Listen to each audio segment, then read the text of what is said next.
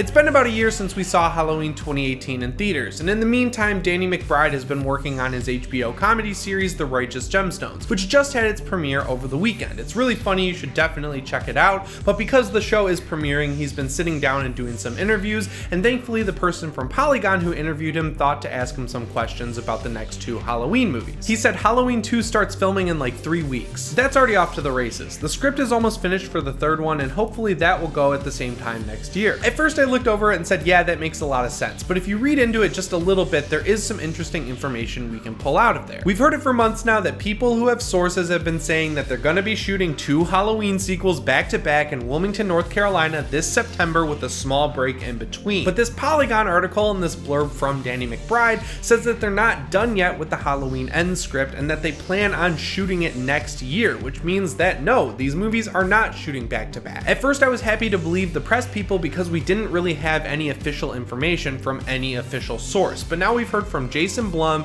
Ryan Turek, and Danny McBride that these movies are not in fact shooting back to back, so I'm gonna believe them since they're all working on these movies. And now you're probably asking me, why does it even matter? Well, for one thing, they have more time to get each individual movie as good as it can be. They can take Halloween Kills, they can shoot it exactly how they want, they can edit the whole movie together and do a test screening and take feedback from that audience and change it accordingly, just like they kind of did with last year's movie, even though they did kind of make some changes that weren't for the better. And that matters for Halloween Ends as well, because by this time next year they'll be gearing up to shoot again, and that means they've probably already screened Halloween Kills to some test audiences who probably saw Halloween 2018, because it's a sequel after all. They'll be able to take that feedback that they're using to reshoot things for Halloween Kills and apply it to Halloween Ends, so that when that movie comes out in October of 2021, we're all happy and we go, wow, this was a great Michael Myers trilogy for once. All 3 movies are awesome. This is amazing. How has this never happened in the franchise before? It's insane. Getting a studio like Universal to commit to making 2 more Halloween movies is kind of unheard of, especially in the horror genre. That's something that's usually reserved for the likes of Star Wars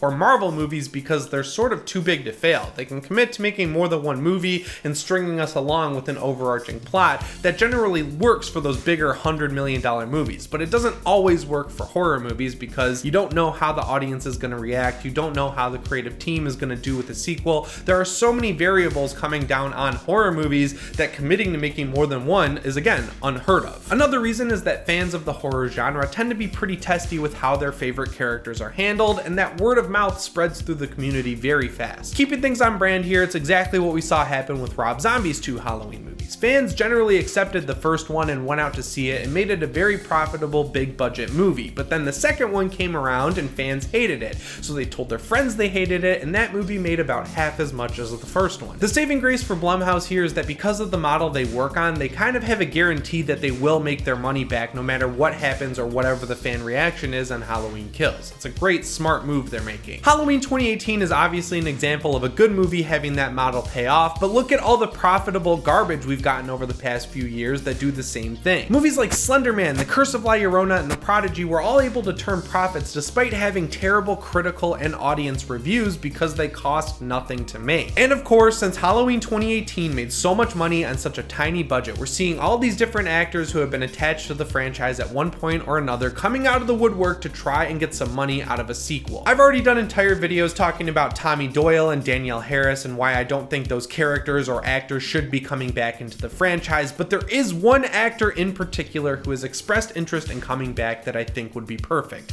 and his name is Tom Atkins. If you don't know who he is, he's basically another Carpenter mainstay like Kurt Russell or Jamie Lee Curtis. He was in movies like The Fog, Halloween 3, Season of the Witch, and Escape from New York, but he's also incredible in Attack of the Creeps and Creepshow. I love this dude. He was one of my favorite actors growing up, and I just loved every time I'd pop in an 80s movie I haven't seen before and he would just show up on screen. It was always really cool. Anyway, he just did an interview with Patrick Kavanaugh over at comicbook.com, and he said that he would like to come back for just a small cameo in either of the next 2 sequels. I'm gonna paraphrase this a little bit, but he said, "I would love to do that. I haven't seen Jamie Lee Curtis recently. We did see each other about 4 or 5 years ago in Indianapolis where she did a convention as a fundraiser, and it was great seeing her again. It was really easy and nice being around her. There are 2 big reasons I'd like to see them on screen again together, and the first one is that they starred together in The Fog way back at the beginning of both of their careers. And the second reason is that Tom Atkins' career didn't pan out nearly as well as Danielle Harris or Paul Rudd's. He's never really had that horror community spotlight on him, him because Halloween 3 took a really long time to become a cult classic, and over the years he was just kind of tossed to the side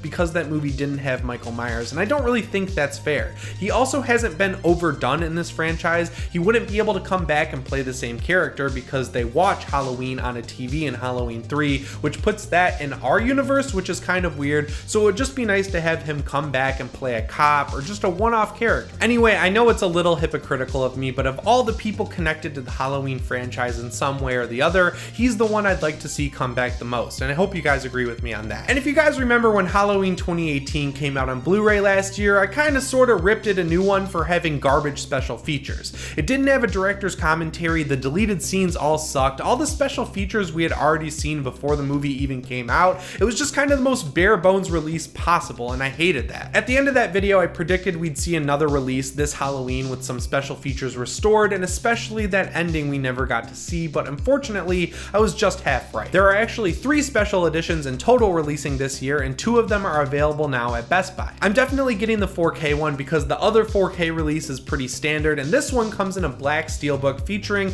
Todd McFarlane's awesome scratchy Michael Myers art, and on the inside, it's got Laurie and Michael facing off. It's very clean and very simple, and like I said, the other 4K release isn't that good. But if you're not sold on the 4K life, they also have a regular Blu-ray that has a nice slipcover that kind of reminds me of True Detective. It's very true crimey, and I think that fits with the tone of the movie. And if you're one of those people who doesn't own the first Halloween or last year's Halloween on Blu-ray, you should head over to Target on October 1st because you can get a collector's edition 2-pack that's covered in nice fall orange, because these are Halloween movies after all, so that's the one you should get. That's it for this week's Halloween news, but if you're still here, I have some cool stuff to talk about related to my channel. It's kind of like a little channel update, I guess. So at the end of last year, I had a system where I would do 2 videos a week, which was a Halloween news update, which I would just kind of edit together after work, and then I would spend a ton of time, like 20 to 40 hours researching and writing scripts and editing out these super awesome long form Halloween reviews. Honestly, I really miss doing those long form video essay type videos, but the only reason I stopped is because I ran out of Halloween movies to cover, and I wasn't sure if you guys would keep watching if I covered other movies. I tried replacing them with just normal reviews of horror movies as they were coming out in theaters, and to be real with you guys, that wasn't that much fun for me. There's nothing wrong with being the type of channel where you go to the movie theater and see the latest horror movie and come home and bust out a video so you can get it up right at embargo. I'm just not creatively that kind of person.